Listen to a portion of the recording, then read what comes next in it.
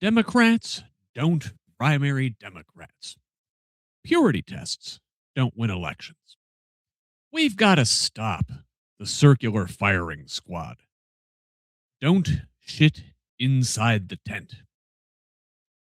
You know, the progressive left gets a lot of pushback from the Democratic establishment, blame when the party loses elections, grief for doing the Republicans' work for them, as if the infinitely resourced GOP aren't capable of doing their own opposition research. I'd prefer we field candidates on whom such research finds no dirt.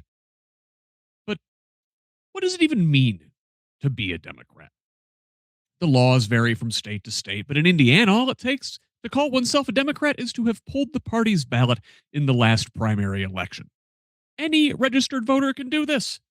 To run for office as a Democrat, you must have voted blue in the last two primaries. That's it. No statement of principles, no adherence to certain policy positions, no commitment to democratic values. There is no purity test. Maybe there should be one. The label Democrat is meaningless, so vague and broad as to signify nothing. So I reject this notion that by the very small act of choosing such label, one must be shielded from criticism. Give me a break. Should no Democratic incumbent ever face a primary challenge? That seems awfully undemocratic. Does the very act of putting a D next to your name make you above reproach? Has the marketplace of ideas been put out of business? By this logic, should we not criticize Texas Congressman Henry Cuellar, who was indicted on federal corruption charges in 2024, only to accept a pardon from President Trump in December? What about disgraced New Jersey Senator Bob Menendez, who was convicted for taking bribes and acting as a foreign agent and sentenced to 11 years in prison? Across the Hudson, former Democratic Mayor Eric Adams faced federal corruption charges for bribery, fraud, and illegal foreign campaign contributions, only to have the case dropped when he left the party and sidled up to President Trump. Former Congressman Anthony Weiner is a Democrat.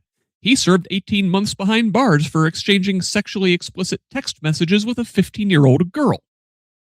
I understand Alan Dershowitz was famously a registered Democrat for his entire life until formally leaving the party in 2024. Does he get a pass for his long association with Jeffrey Epstein because he was on the right team at the time? But Scott, those men are criminals and louts. Of course, they're not welcome anymore. Fine. Let's widen the scope. Democrats have invited into the big tent with open arms a murderer's row of neoconservatives who scurried out of the Republican Party when the Trumpists took over. Liberals will point the finger at leftists all day long, yet they didn't just welcome these GOP turncoats into the big tent, they ushered them right into the center ring. I welcome their votes, but not their discredited ideas, and I don't know if I'll ever see sufficient contrition for the damage they did. These people laid the bricks on the road to fascism, then act shocked to have arrived at this destination. I know far too many liberals who drool over Liz Cheney and Adam Kinzinger because they broke with their party over January 6th and served as the only two Republicans on the bipartisan committee investigating the treason. Better late than never, I guess, but does that excuse their time in Congress voting with Trump over 90% of the time? All water under the bridge. Bill Kristol founded The Bulwark, a never-Trump conservative publication that has become a go-to source for many Democrats. His old man was the godfather of the neoconservative movement, and the younger Kristol perhaps the biggest cheerleader for the disastrous, illegal invasion of Iraq by the George W. Bush administration in 2003. MS, whatever they call it now, darling Nicole Wallace, helped Bush craft the lies that led us into that quagmire. Should we just let bygones be bygones? All those Lincoln Project guys some of y'all fell in love with before leaving the GOP, Rick Wilson's claim to fame was attacking the patriotism of Democratic Georgia Senator Max Cleland, a triple amputee Vietnam vet, in a 2002 campaign ad, while Schmidt gave us Sarah Palin, solidifying the Republican Party's slide into ignorant racist nationalism. George Conway, running for Congress as a Democrat, began criticizing Trump years ago, but spent the majority of his professional life as a member of the dangerous Federalist Society and as part of the vast right wing conspiracy witch hunt against Bill Clinton in the 1990s. Are we just supposed to let all that shit slide? But I won't contain my ire. To the rogues and wayward never Trumpers, let's talk about Democrats in good standing. Let's talk about Clinton. Bill Clinton sucked, but not necessarily for the reasons Conway and company pursued him, and I'm not even going to get into his sexual improprieties or his relationship with Jeffrey Epstein. Let's just focus on policy. Chris Hedges famously said the brilliance of Bill Clinton was that he transformed the Democratic Party into the Republican Party, and he pushed the Republican Party so far to the right it became insane. And this, I think, is at the root of my dissatisfaction with the modern Democratic Party. Now, it wasn't all Clinton's fault. The party's evolution happened over a couple decades, from the Atari Democrats of the late 70s and early 80s to the New Democrats of the mid 80s and beyond. Liberals slowly abandoned the New Deal and Great Society principles that built the country's middle class to embrace technocratic expertise, individualist solutions to structural problems, growth over redistribution, and development of strong partnerships between public and private sectors, particularly nonprofits, businesses, and foundations, through organizations like the Democratic Leadership Council, or, as Jesse Jackson derisively called the DLC, Democrats for the Leisure Class. With his passing the other day, I reflect on what the Democratic Party could have become under Reverend Jackson's leadership. But instead, Clinton was the front man for a new, corporate-friendly version of the party. Thus, when he backed into the presidency, winning an unusual three-way race in 1992, it was seen as proof that this was the way forward. It is ironic that Conway and others spent 2 full terms trying every underhanded trick in the book to run Slick Willie out of the office, because he turned out to be incredibly effective at implementing conservative policy. A North American free trade zone was a major plank in Ronald Reagan's 1980 presidential campaign, and leaders from the US, Mexico, and Canada began negotiating such an agreement in 1990. Clinton inherited NAFTA and shepherded it through Congress, signing the business-friendly compact over the objection of organized labor and environmental groups during his first year in office. Clinton's fingerprints are all over the expansion of the carceral state and police militarization resulting from the 1994 crime bill, the dysfunctional immigration system created by the draconian Illegal Immigration Reform and Immigrant Responsibility Act of 1996, and the same year's homophobic Defense of Marriage Act, which set back gay rights in this country by 15 years. Perhaps most consequential to the far-right billionaires' takeover of all aspects of our lives was 1999's Financial Services Modernization Act, which repealed important banking regulations enacted during the Great Depression to prevent another one. Glass-Steagall, passed in 1933, was intended to keep commercial banks and investment banks separate. The deregulation led to a Wall Street gambling spree and directly to the global financial crisis of 2008. The Epstein class scooped up assets on the cheap, and now they own nearly everything, while average people own next to nothing. The economic fallout was so severe, such vivid proof of unrestrained capitalism's failures, that this notoriously racist country said, fuck it, let's see what the black guy can do. And Barack Obama was swept into power on a progressive message, promising to fundamentally alter this rotten system that had captured both major political parties. Turns out, hope and change was bullshit. Obama supported the 2008 bank bailout while still in the Senate and oversaw the administration of the program while in office. His government made Wall Street whole, subsidizing bonuses to corporate executives while failing to take care of Main Street, allowing Americans to continue losing their homes. The Obama administration failed to hold the criminals accountable whose reckless speculation caused the financial crisis, and they also failed to prosecute the war criminals in the George W. Bush administration who lied us into 2 unnecessary wars and implemented a torture regime saying we need to look forward as opposed to looking backward. Furthermore, the foreign adventurism only continued and expanded, with Obama surging more troops to Afghanistan and overseeing a massive expansion of the secretive U.S. drone program that killed nearly 4,000 people in multiple countries, including hundreds of civilians.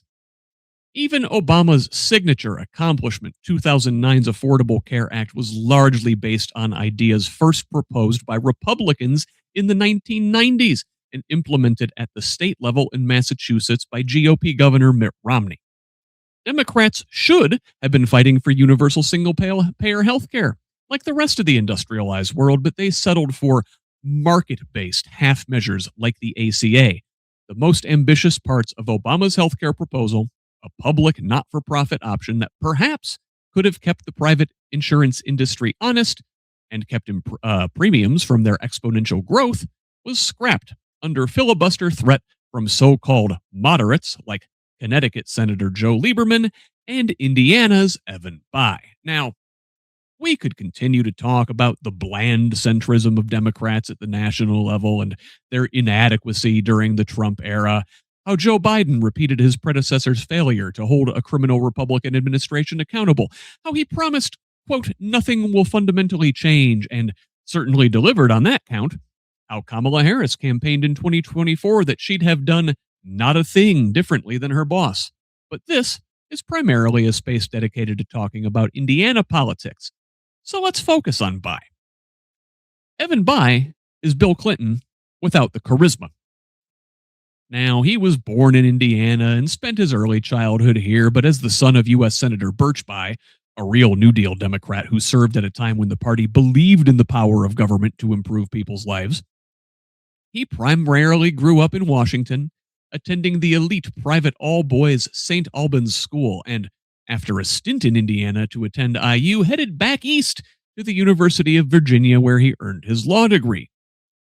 Only returning to the Hoosier state in 1984 to work at his father's law firm, the younger Bayh ran for Secretary of State in 1986, and despite a court fight over whether he met the state's 5-year residency requirement to run for the office, the family just can't shake the carpetbagger allegations, stick a pin in that. He won the race and used that office as a springboard to the governor's mansion 2 years later. Unlike the unabashedly liberal Birch, a steward of LBJ's Great Society, Evan Bayh governed in such a manner that, quote, even his Republican colleagues joked that the budget-conscious Democrat should be called a Republicrat. He earned praise from the arch-conservative Wall Street Journal in 1992, where they touted his record as one of a genuinely fiscally conservative Democrat. And though Bayh was sometimes criticized for being overly cautious and not using his political capital to reach for higher goals, he leveraged his popularity into a gig delivering the keynote address at the 1996 Democratic National Convention, where President Clinton chose him specifically, quote, because the governor's record powerfully underscores that this also is no longer his father's Democratic Party. Yeah, well, his father's Democratic Party created the greatest expansion of the middle class in the country's history, and Evan Bayh's New Democrats, by adopting Reagan's deregulatory pro-business economic policies, have only helped destroy it. Evan leveraged his 2 terms as governor into a successful run for U.S. Senate in 1998, and while there, he continued to advocate for compromise and bipartisanship with an increasingly far-right Republican Party, helping to push the Bush administration's Saddam Hussein has WMDs lie. Now, in addition to support for the war at every step of the way during his Senate tenure, Bayh burnished a reputation as someone who would cross the aisle to help Republicans enact terrible policy and throw up roadblocks to things that might actually help people instead of corporate interests. Serving as the chairman of the aforementioned Democratic Leadership Council from 2001 to 2005, joining the Senate Centrist Coalition, helping start the New Democrat Coalition, and founding the Moderate Dems Working Group. Like Obama, Evan Bayh helped push the Wall Street bailout through the Senate in 2008, and as we mentioned above, he was one of a handful of Democrats in the Senate who put the kibosh on a public health insurance option during the Affordable Care Act debate. And while it's bad enough he took these positions and cast these votes, the real problem lies in the why. According to Politico, Bai raised hundreds of thousands of dollars in campaign contributions from the financial services industry and Wall Street firms while supporting many of the legislative measures they pushed, including the bailout bill. He reportedly dined with industry executives and lobbyists on the day of the bailout vote.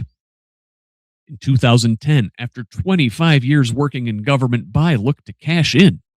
He left Hoosier Democrats in a lurch, announcing he would not seek re-election just before the filing deadline.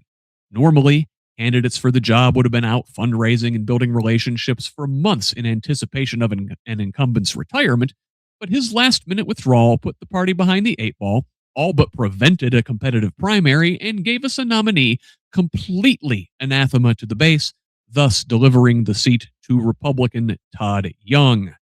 Then, Bai spent a substantial amount of his final year in office seeking a cushy job in the private sector, even as he cast votes on issues of interest to his future corporate bosses. Between meetings with headhunters for major firms, joined with Republicans to defeat an amendment that would have eliminated billions in tax deductions and exemptions for oil and gas companies, and also helped kill a tax increase on private equity gains, the carried interest loophole. He stayed overnight 3 times that year at the residence of an executive from private equity firm Apollo Global Management and met twice with CEO Leon Black. Yes, that Leon Black, the one from the Epstein files and the multiple rape allegations. Within weeks of leaving the Senate, Bai had been hired to work for Black as a senior advisor at Apollo. Months later, he was elected to the boards at investment firm RLJ Companies and petroleum giant Marathon. He became a partner at McGuire Woods, the firm hired in 2012 by Indiana-based medical device manufacturer Cook to lobby Congress to repeal the Obamacare medical device tax, and wrote a Wall Street Journal op-ed calling for the tax to be eliminated. Bai also lobbied on behalf of nuclear energy providers, went on a speaking tour for the U.S. Chamber of Commerce extolling the virtues of deregulation, and took a gig as a talking head with right-wing propaganda outlet Fox News. Evan Bai has made millions in his post-political life working for the worst of the worst, and yet people I know and respect in Indiana politics insist Bai is squeaky clean. Sure, technically, he hasn't done anything illegal, but the cleanest pig in the sty is still covered in shit. Now, it would be bad enough if Evan Bai had sold out Hoosiers to fatten his own bank account and fucked off to go lie on the beach outside his oceanfront penthouse in Key Biscayne, but his slimy tentacles still reach all the way back home to Indiana. There's a saying in Ukraine about how the oligarch class views the rest of the population. The people are the shit we grow our money in. Well, Indiana is fertile ground, and the Bai tree is rooted deep. Despite the fact Evan Bai spent the better part of the last 30 years living in D.C., listing his 2 multi-million-dollar homes in Washington as his primary residences, the Bai machine's grip on the Indiana Democratic Party is unrelenting.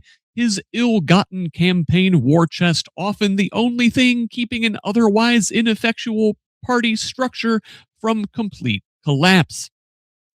Since his time as governor a generation ago, Bai loyalists have maintained control of the party. Former Democratic chairs Robin Winston and Ann Delaney remain power players in their dotage. Dan Parker ran IDP for 10 years while Bai was in Washington, serving as Evans' eyes and ears in Indianapolis, and was succeeded by John Zodi, who chaired the party for 8 years and served under Bai's lieutenant governor, Frank O'Bannon. Now, Mike Schmuel, who chaired the organization from 2021 to 2025, was the first Indiana Democratic Party chair in a generation who didn't fall directly off the Bai tree, though he percolated up through the Joe Donnelly orbit in South Bend. Donnelly was also an ineffectual corporate blue dog during his time in Congress, and we still have to listen to him prattle on about how he knows how to win in Indiana because he backed into his Senate seat when his opponent revealed how truly extreme he was. Bai supported Donnelly's campaign with the maximum allowable contribution, stumped with him on the campaign trail, and was right there with Donnelly on the night of his 2012 victory. If the Donnelly network is not itself a branch of the Bai tree, their root systems are deeply intertwined. Only Karen Talion, the current Indems chair elected in 2025, does not come directly out of this network, though the state central committee who selected her is still rife with longtime Bai allies, including 5th District Chair Terry Austin and 8th District Chair Dave Crooks. Parliamentarian Bree Delaney worked on campaigns for both Evan Bai and current Indianapolis Mayor Joe Hogsett. Now, Hogsett, in his 3rd term as mayor of Indianapolis, goes way back with Evan Bai. They worked together at the same law firm in the mid-'80s. Then Joe served as Bai's campaign manager on that first run for Secretary of State in 1986 and his subsequent 1988 gubernatorial campaign, assuming the Secretary of State position upon Bai's ascendance to the top job. He served as Evans' chief of staff from 1995 to 1907 and as party chair from 2003 to 2000.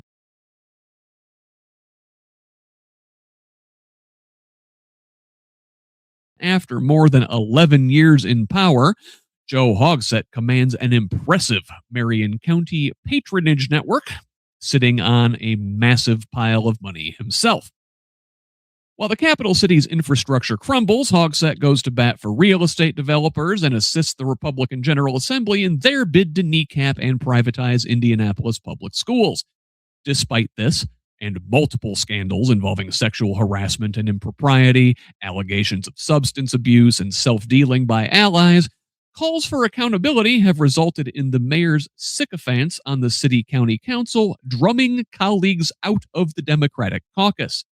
And when rank-and-file progressives want to do something about it, the machine shuts it down. Evan Bai and Joe Donnelly are 70 years old. Joe Hogsett will join them as a septuagenarian in November. They could ride off into the sunset and live the good life, having sold Indiana for parts. But there's still copper wiring to be ripped out of the walls, and to that end, they've been crisscrossing the state, hitting the dinner circuit and going on friendly podcasts to ensure the Bai family continues to lord over Indiana's Democratic fiefdom for another generation. Birch Evans Bai IV, a.k.a. Bo, is looking to follow his father's path to elected office, running for Indiana Secretary of State exactly 40 years after Evan won the seat. Also, like his father, Bo will have to shake the charge that he's a carpetbagger.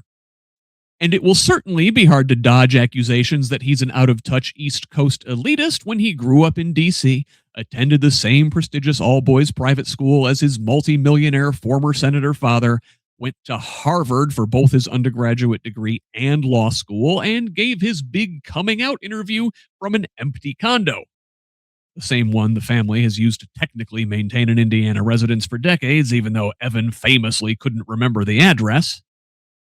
Like he just moved there. Bai only really established residence in Indiana in 2024, when he moved to Bloomington to work as law clerk for federal judge David Hamilton, himself a member of an Indiana legacy Democratic family. It's a big club, and we ain't in it. The nepotism is bad enough. But most concerning are the corrupt financial connections. Above, we mentioned Evan Bai's 2010 work in the Senate to maintain the carried interest loophole for private equity, and his subsequent lavish gig as a senior advisor at Leon Black's private equity firm Apollo Global Management. We also mentioned Black's sordid personal history. When he resigned as CEO and chairman of the firm in 2021, Mark Rowan took over the top spot. Rowan, in addition to maintaining years of ties with Epstein himself, is a notorious Republican megadonor, giving $1 million to Donald Trump's 2020 campaign, crafting Trump's university compact to remake higher education in MAGA's image, and sitting on Trump's so-called Board of Peace, a UN rival in the making, populated by billionaires and autocrats and tasked with the ethnic cleansing, rebuilding of Gaza if and when Benjamin Netanyahu's far right Israeli government finishes bombing it back into the Stone Age. Rowan has donated $25,000 to the Youngest Buys campaign. William Oberndorf, another out-of-state billionaire, doubled that, giving $50,000.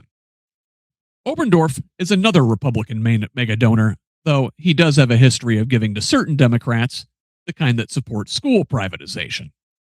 This guy also made his money in finance, but has made his real life's work destroying teachers' unions. He chairs a group called the American Federation for Children, where he took over for founder Betsy DeVos when she was appointed as Secretary of Education in Trump's first term. A Californian, Oberndorf has a history of meddling in Indiana politics, having previously donated tens of thousands of dollars to Republican Superintendent of Public Instruction Tony Bennett and Governor Eric Holcomb, and pumping hundreds of thousands into the state through AFC's Action Fund. Robert Johnson, media mogul and founder of BET, another billionaire on whose company board Evan Bayh sits, blew all these guys out of the water, giving $300,000 to Bo's campaign, and he doesn't get a pass just because he was the country's first black billionaire. Johnson has been friends with Donald Trump for years, reportedly turned down a job in his first administration, repeatedly praised Trump's economic record, and says Democrats have gone, quote, too far to the left. Really, Bob?